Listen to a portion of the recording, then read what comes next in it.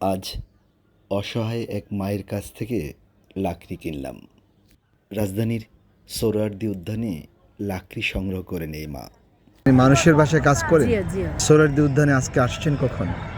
আসছি যে বললাম না, সকালে 7টার সময় আসছি, বাসা ওই খাইছি আল্লাহ। 7টার সময়। তারপর কি খাওয়া দাওয়া করেছেন? কিছু খাইছি না অন করতে 7টা থেকে এখনো কিছু খান নাই? না। তখন বিকাল 5টা। এই মা সকাল থেকে বিকাল পর্যন্ত না খেয়ে লাকড়ি সংগ্রহ করেছেন।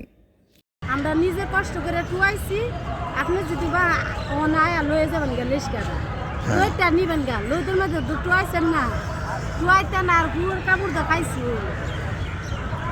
ঘন্টার পর ঘন্টা বিভিন্ন গাছের নিচে অপেক্ষা করছিলেন কখন গাছ থেকে শুকনো লাকড়ি নিচে পড়বে। আপনারা যারা শুনছেন দয়া করে এই ভিডিওটি শেয়ার করবেন, কারণ তিনি বলছিলেন এই লাকড়ি তার ছোট্ট পরিবারকে বাঁচিয়ে রাখেন।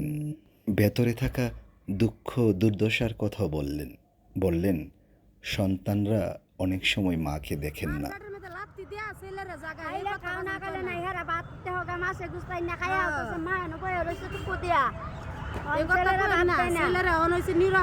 মানুষ 10 মাস 10 দিন ফেটলে 32 নালের দুধের দাবি অন ছেলেরা দিতে পারছে না।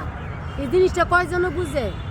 মাকে বোঝানোর চেষ্টা করছিলাম ওইসব সন্তানদের হয়তো মহান সৃষ্টিকর্তা মা বাবাকে করার তৌফিক দেননি।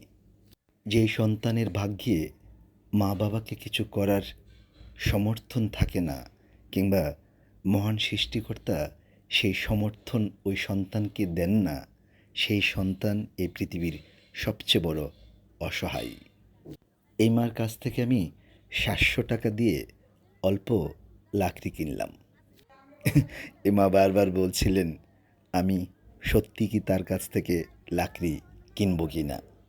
আমার গ্রামের বাড়ি এক প্রকার পাহাড়ের উপরে। আমি এই লাকড়ি সম্বন্ধে বেশ আইডিয়া আছে। লাকড়ি কুড়ানো অনেক কষ্টের, আর গাছ থেকে লাকড়ি ভাঙ্গা আরও বেশি ঝুঁকির। এসব কাজগুলো করছেন এরকম অসহায় মানুষরা। অসহায় এই মায়ের কাছ থেকে লাকড়িগুলো কিনে নিলাম। তিনি বলছিলেন লাকড়িগুলো রাস্তায় পৌঁছে দেবেন, যেখান থেকে রিকশায় করে সেই লাকড়িগুলো আমি বাসায় নিয়ে যাব। আমি লাকড়ি কিনে এক প্রকার মহা বিপদে পড়ে গেলাম। আমি ভাবছিলাম কি করি, কি করা যায়। ততক্ষণে এই মা লাকড়ি মাথায় নিয়ে রাস্তার দিকে ছুটছিলেন। আমি তো এক প্রকার বুক দরপড় করছিল, এই মুহূর্তে আমার কি করা উচিত, কি করতে পারি। তিনি দ্রুত ছুটছিলেন। আমি বললাম শুনুন, আপনি লাকড়িগুলো যে জায়গা থেকে মাথায় নিয়েছেন সেই জায়গায় রাখুন, আপনার সঙ্গে আমি 2-4টি কথা বলি। মাকে বুঝিয়ে বললাম আসলে আমার এই লাকড়ির প্রয়োজন নেই, এই লাকড়ি আমার লাগবে না, এই লাকড়িগুলো আপনি নিয়ে নিন, কিংবা অন্য কোনো জায়গায় এই লাকড়িগুলো বিক্রি করে দিন। কিন্তু হঠাৎ তিনি টাকা ফেরত দিয়ে বললেন লাকড়ি যেহেতু আমি নেবই না, তিনি আমার দেওয়া টাকাও নেবেন না। আমি তো মহা বিপদে। আমি বললাম বিশ্বাস করুন, মনে করুন এই লাকড়ি আমি নিয়েছি, আপনি এই লাকড়িগুলো অন্য জায়গায় বিক্রি করে দেবেন।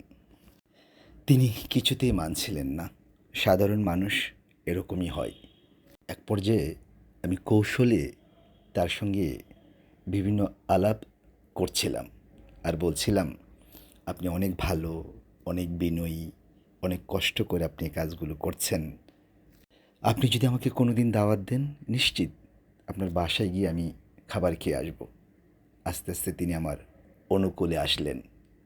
বললাম প্লিজ টাকাগুলো আপনি নিয়ে নেন। আপনার বাসায় যখন যাব তখন ডাল ভাত দিয়ে আমাকে পেট ভরিয়ে খাবার খেতে দিয়েন। ততক্ষণে তিনি কিছুটা অনুরাগী হলেন, আমার কথা বিশ্বাস করতে লাগলেন।